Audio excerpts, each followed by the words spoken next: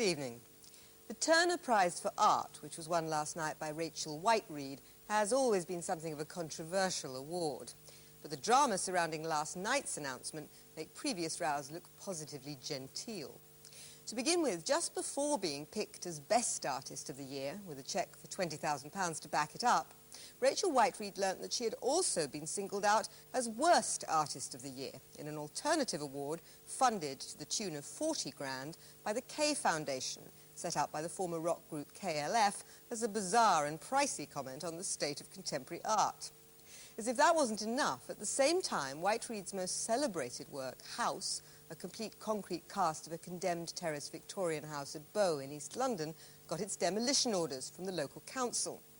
The installation commissioned by the Art Angel Trust had always only been granted a temporary site, but both artists and sponsors had campaigned vigorously for a 6-week extension. The council, apparently unimpressed by the Turner judges' feelings about the work, said no. So if nothing else happens, the most celebrated work of this year's Turner Prize winner will be destroyed next week. In a moment, I'll be talking to Rachel Whiteread herself about what, by anybody's standards, has been a hell of a last 24 hours. But first, a fast rewind on the day.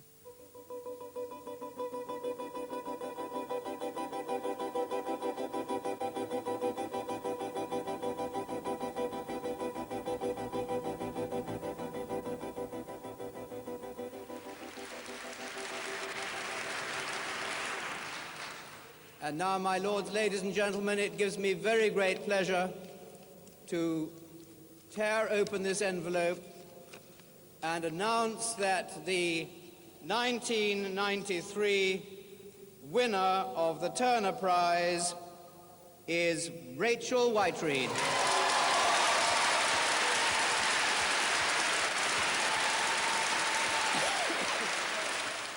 Rachel Whiteread established her reputation with sculptures created by making plaster casts of ordinary everyday objects. A bathtub, a sink, even the interior of whole rooms. The jury commended her work for its scale and ambition and the way it engaged audiences with issues of immediate relevance to their lives. But her most ambitious project was the casting in concrete of an entire terraced house at Bow in East London. The resulting sculpture drew critical acclaim and tabloid derision in almost equal measure.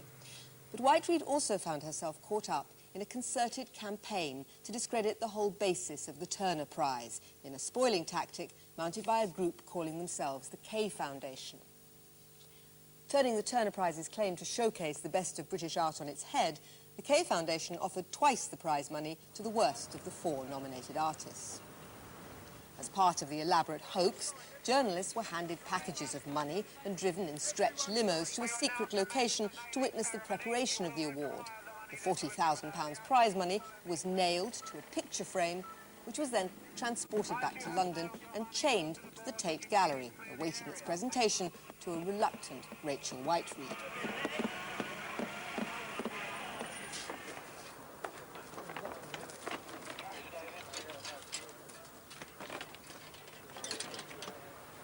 This is Rachel's award. Can we hear it for Rachel?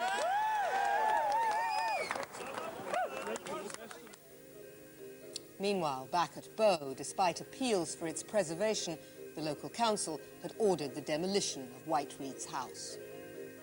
My personal opinion is that it's a monstrosity, absolutely grotesque, and it might fit well into Welwyn Garden City or somewhere like that, but it doesn't fit well into our environment. There certainly will be a call for it to be kept longer. It's quite ironic that we confirmed our original decision on the same night that Rachel Whiteread was awarded the Turner Prize.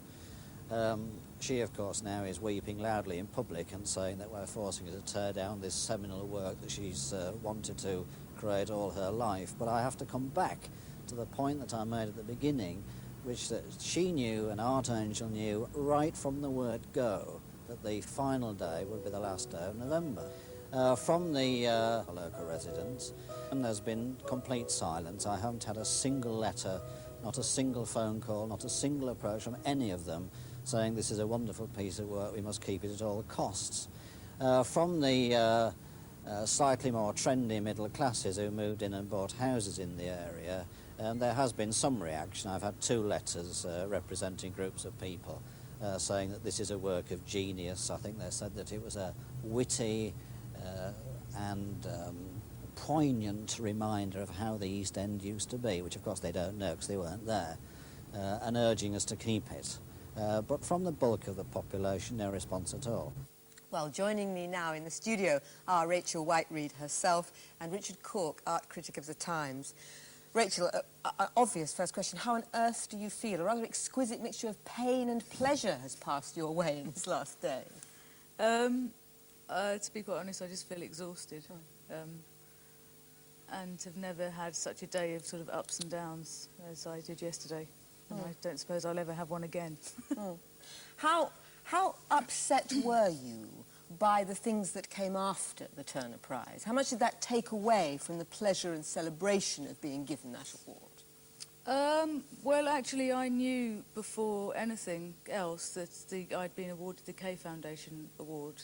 And this happened yesterday afternoon, and I was basically blackmailed by the Kay Foundation to take the money, otherwise I would be letting £40,000 be burnt, and it would be, you know, on my back. So what I decided to do after discussing it with solicitors and various other people was to say that I would accept the money, and then I had a statement prepared to say that I was immediately going to give the money away again.